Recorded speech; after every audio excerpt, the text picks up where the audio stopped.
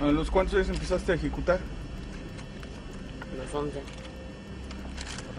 ¿Tú eres el que sales en el video golpeando a un sujeto que está colgado en una casa? Sí, ¿Quién te daba órdenes de golpearlos, de ejecutar? el negro. ¿Dónde aprendiste a ejecutar, a golpear? El negro.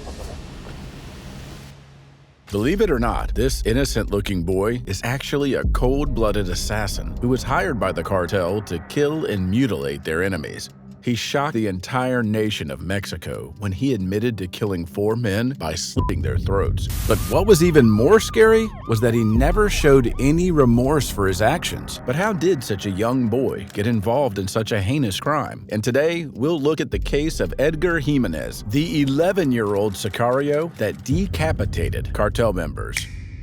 Edgar Jiménez Lugo, or El Ponchis, was born in 1996 in San Diego, California. He was the youngest of 5 siblings and grew up in a dysfunctional family where both of his parents were addicts and often got in trouble with the law. Shortly after his birth, Edgar reportedly tested positive for coke in his system. His parents were soon arrested and charged, and Edgar and his siblings were taken by Child Protective Services. When Edgar was around 5 years old, his paternal grandmother was awarded custody of Edgar and his siblings, and they went to live with her in the state of Morelos, Mexico. There, Edgar was enrolled in a local school, and for the first time in his life, he was actually happy and doing very well. He really loved his grandmother, who at least gave him and his siblings some stability in their life. But unfortunately, this would not last long. When Edgar was only 11 years old, tragedy hit his young life when his grandmother died of cancer. With no one else to look after him, Edgar found himself in the streets trying to fend for himself. He was soon arrested for assault and theft, but shortly released because of his young age. Around this same time, one of Edgar's older sisters had started dating a guy by the name of Julio Radilla Hernandez. On the surface, Julio seemed to be a nice guy, and everyone in the family liked him. He was successful and generous, and treated Edgar as a small brother, buying him expensive gifts. Edgar started seeing Julio as a role model, thinking that he was doing all those nice things for him out of the goodness of his heart. But nothing could have been further from the truth.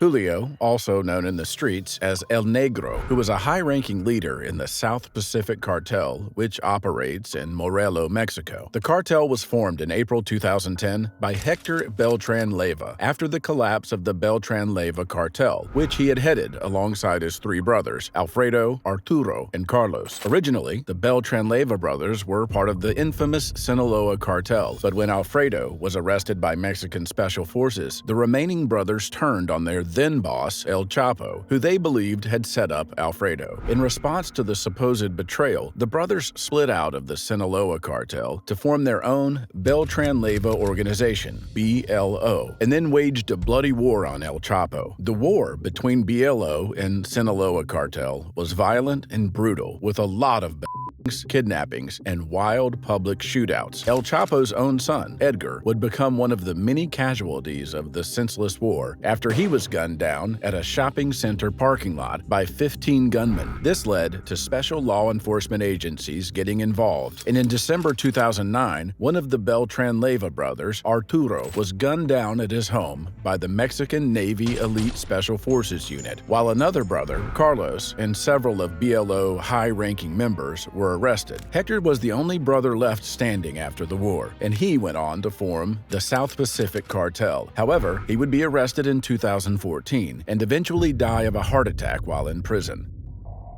Now, the recruitment of children by organized crime groups has been an ongoing crisis in Mexico. In fact, the Network for Children's Rights in the country estimates that there are over 35,000 youths aged between 12 to 16 being used by cartels as decoys for their heinous criminal activities. The groups even have training camps dedicated to teach the innocent kids on how to sell and distribute narcotics, as well as training them to become a sicario, which is a Spanish word for hitman. One sicario who went through the horrifying training, shared his experience at the training camp in this chilling interview. Y ya estando ahí, llegó una persona que estábamos viendo por primera vez y nos dijo, bueno, ya están aquí, el que si quieren que se vaya ahorita. Y cortó el cartucho con la pistola. Aquí la única forma que te vayas es por las patas por delante. Unfortunately for Edgar, that's exactly what happened to him. After meeting Julio, Edgar was integrated into the South Pacific Cartel alongside several other children and was assigned the duty of distributing coke to dealers around the state of Morelos. However, as it would later be discovered, that was the least terrifying thing that he did for the cartel. In December 2010, Edgar, who was by now 14 years old and going by his nickname El Ponchis, was arrested by the Mexican army as he and one of his sisters, who was 16 years old, tried to flee the country.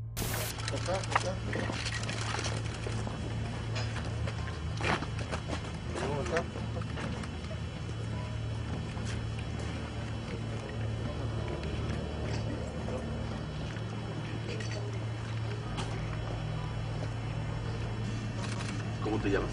Edgar Jiménez Lugo. ¿Cuántos años tienes? ¿Cómo que hacer? 14. ¿Dónde te detuvieron? ¿Dónde te agarraron? En Al aeropuerto. aeropuerto, ¿A dónde iba? ¿A dónde ibas? a San Diego, ¿Con quién ibas? con mi hermano, ¿A los cuántos días empezaste a ejecutar? los 11. ¿Tú eres el que sales en el video golpeando a un sujeto que está colgado en una casa? Sí, es ¿Quién te daba órdenes de golpearlos, de ejecutar? el negro, ¿Dónde aprendiste a ejecutar, a golpear? en el lago.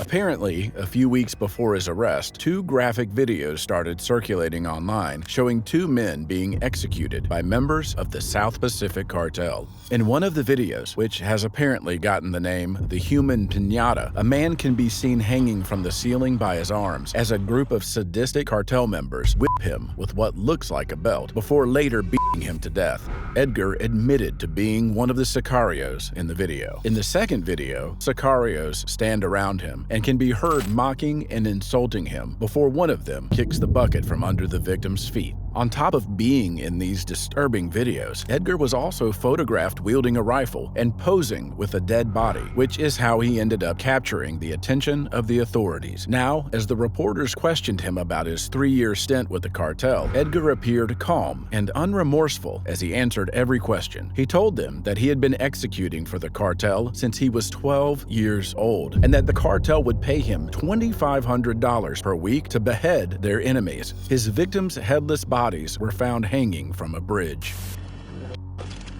¿Te drogaba Me drogaba el negro el negro? ¿Desde cuándo te drogaba el negro? desde los 12. ¿Desde los 12 perteneces a la banda? Sí, ¿Y si son del CPS? sí es. ¿Qué tipo de arma tenían? ¿Qué tipo de armas tenían? Cuerno de chivo, 45, Ujú. ¿Cuánto te pagaban? los 500, ¿Semanales? sí, ¿Dólares o pesos? dólares y pesos, ¿Quién te los pagaba? ladilla. ¿Y el radilla qué es lo que te decía para convencerte de que mataras? Más me drogaba, no sabía lo que hacía, ¿Te drogaba con qué? ¿Con marihuana o cocaína? con moto. ¿Quién te enseñó a meterte? Él, When asked if he was scared about what was going to happen to him now that he had been captured, Edgar said that he wasn't. ¿Tienes miedo? sí, ¿Tú tienes miedo? no, ¿No tienes miedo? ¿Sabes lo que va a pasar? sí, ¿Sabes que te van a llevar y te van a juzgar por delitos federales? ujú. ¿Estás consciente de eso? ¿Cuántos ejecutaste, dices? A 4, ¿Cómo los ejecutaste? ¿eh? ¿Cómo los ejecutaste?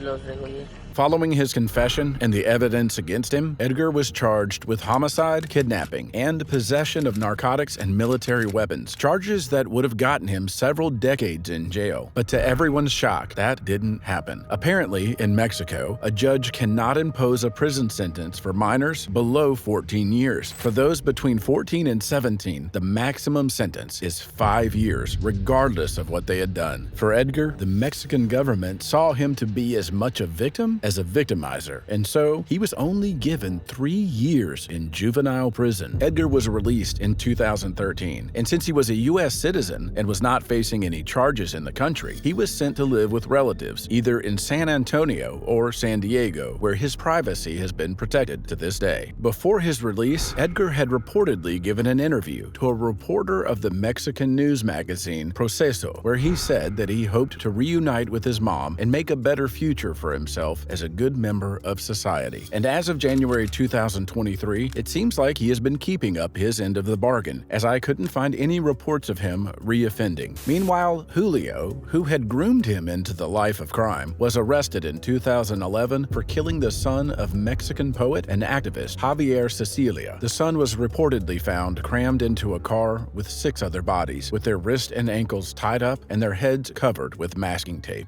Authorities believe that all 7 victims had suffocated and that the South Pacific Cartel was responsible. As absurd as this case might sound, it's a pretty frightening reality for thousands of kids in Mexico who feel like they have no other options than to join criminal groups. Edgar was actually one of the lucky ones, able to get out in one piece, because many don't.